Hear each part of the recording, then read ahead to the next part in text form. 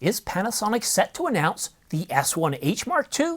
A camera, according to one source, will exceed the Canon EOS R6 III and leave the Sony A7 IV in the dust. Ultra-fast readout speed, 15 plus stops of dynamic range, 480 frames per second, and dual CF Express Type B card slots are just a few of the rumored specifications circulating the web. But how accurate are they? Are they truly leaks or just someone's dream of what a great camera should be? Click subscribe and we'll get right to it. And check your subscription, as we've been told by some viewers that they've been unsubscribed. Hi, I'm Simon, your relentless, dogged camera news reporter who scans the news and rumor sites, pro forums, and patent applications so that you don't have to. And boy, do we have a good story for you today. We've been reporting on how the Canon EOS R6 III is set to leapfrog over the competition. But the Panasonic S1H II is causing a stir as both specifications have been circulating on the internet recently. Mentioned recently and where we caught it on Creative Fam Live. Two in there, and we're talking about, is it 6K 60 open gate? Yeah, 5.1K 60. 5.1K 60. And these specs are bold and would certainly leapfrog the Canon EOS R6 III if true, and leave the Sony FX2 and FX3 and the yet-to-be-announced A7 V far in the dust. So let's sit down and enjoy these specifications as we would a 12-course turducken barbecue. Now the resolution of this camera, 24 megapixels, full frame, and stacked, just the way I like my pancakes. Now the sensor's supposed to be very fast, fast enough that virtually you won't see any signs of rolling shutter. In terms of dynamic range, 15 plus stops, V-Log 3, HDR, HLG, and when it comes to raw power, ProRes RAW, 5.8K Cinema DNG up to 60 frames per second, 5.8K up to 120 frames per second, and 4K, are you ready for this? 240 frames per second. And if that isn't fast enough for you, drop down to Full HD and you can get 480 frames per second. So in terms of chroma and luminance, we get 422 all intra, internal ProRes 422, HQ, and LT. But it doesn't stop there. We also get external B-RAW and RAW, unlimited recording, and active cooling. So this camera is essentially built for all-day recordings. You can record all day long, and you don't have to worry about overheating. Now, in terms of IBIS, it does have 8 stops of image stabilization through a 5-axis IBIS system, and this one I really like. I like this one a lot. So in terms of storage, dual CF Express Type B card slots as well as SSD recording. And in terms of the autofocus system, it has that new autofocus system that debuted in the Panasonic S5 Mark II, but it's also been updated. And we get a new 32-bit float recording system with an optional XLR adapter and dual professional-grade preamps, real-time LUTs, waveforms, vector scopes, and of course, anamorphic D-squeeze. Could you imagine getting all these without anamorphic D-squeeze? No, certainly not on a Panasonic. It's a given, right? Now, in terms of the LCD, it's going to be a fully articulating LCD, but there's no EVF. Now, that has me a little bit concerned. I would hope there'd be some sort of accessory that we could attach an EVF and have it come out around the side or wherever we want to do it because, well, for cinema shooters, if that's what this is what they're aiming at, I think that's something we should certainly have. Now, it's also going to be weather sealed and come in a compact form. And these specifications, well, they certainly sound like a nice camera, doesn't it? But there are some red flags. First, 480 frames per second in Full HD. Now that isn't crazy if you follow camcorders. Some of them are even pushing 1080 frames per second. That's a lot. But even in these camcorders, the quality, the results aren't very good. And when it comes to mirrorless cameras, these frame rates are just unheard of with mirrorless cameras. Just 240 frames per second in 4K. It's reaching for the stars. Now, if I was going to fake it, I would be a little bit more reserved. I might have fallen for it if they were saying, let's say, 180 frames per second in 4K, 240 frames per second in Full HD. So those red flags had me do a little bit of digging. Now, again, I first heard this information on a podcast by Creative Fam Live, and they were pretty bold, but one thing I've learned in covering news and rumors is that as they pass from source to source or person to person, they can morph. and machine translation, if involved, which is the case in this case, well, it certainly doesn't help. So I followed the specifications. I found a Digital Camera World post that led me to Chinese social media. I then came across a post on Mirrorless Rumors pointing to the source of the specs, a Reddit post, where the author clearly states, I created a fantasy concept mock-up of the Panasonic S1H II, imagining it as a more compact, cinema-oriented camera, similar to the Sony FX3 or the Canon C50. So, busted, right? Well, not exactly. Now, the source of these wild specifications were tied back to not one, but two sources. And the next set, well, they certainly seem more plausible. So, 4K up to 240 frames per second uncropped, 5.1K up to 120 frames per second, and it comes with OpenGate.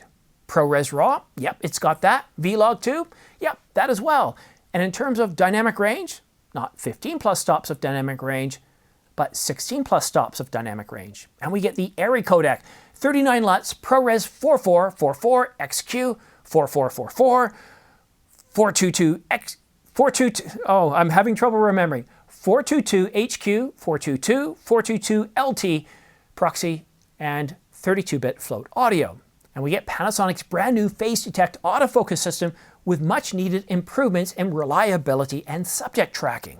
We get 8.5 stops of image stabilization and burst shooting up to 120 frames per second. Now that sounds fast and almost unbelievably fast, but no, it isn't. The Nikon Z9, a camera that's been out for many years, can do that. However, there is a caveat with the Nikon Z9. You're not being able to shoot 120 frames per second at 45.7 megapixels, but 11 megapixels. So again, do some of these specifications have caveats? We don't know.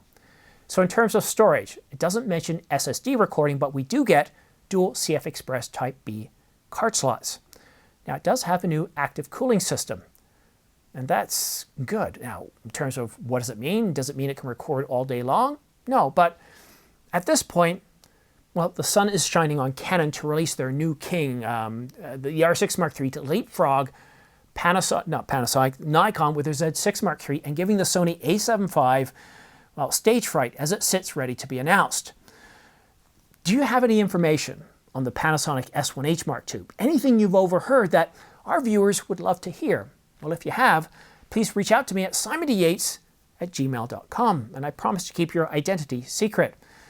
These are two sets of specifications that I presented to you. Now, the first one I thought was a little bit more unbelievable, a bit of a fantasy, as the author said. But as you can see from both sets of specifications, there's a lot here that is certainly very plausible. That would make for a very bold camera. Now, is it just coincidence that with all the talk about the Canon R6 Mark III and the Sony a7 IV, that somebody's just making up stuff? Sure, it's plausible. Is it also possible that Panasonic is leaking stuff out so that, well, they're not left at the back of the room in the dark where no one can see or hear them? This is a way to get what's coming out talked about. Because I personally haven't talked about Panasonic, well, in the better part of a year or two, because there's been nothing to talk about. And I would really like to see a bold Panasonic S1H Mark II come out. I wouldn't discard what I'm presenting to you here from these two sources. I think there's a lot of credibility in terms of codecs, waveforms, vector scopes, ARRI codecs. 44444, it's not something I would use, but 422 HQ LT. There's a lot here that makes an awful lot of sense. Now, some of the frame rates, they would have to do some really good engineering, not only of the image processor, but the sensor, and probably have some other chips to help out, because that's an awful lot of processing. Excuse me, I'm losing my voice. I actually recorded this video twice, but forgot to turn on the audio the first time. It's now catching up to me. So, what I want to say here is that I think these specifications are largely plausible, but there's no validation. And as far as I can tell at this point, they're not leaked.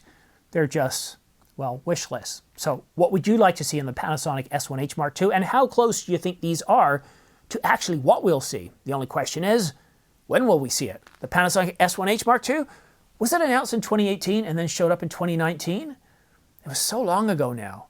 And 2026 is just around the corner. Anyhow, as we come close to Black Friday, check out the Panasonic Lumix GH7. It's $1797. That's $400 off.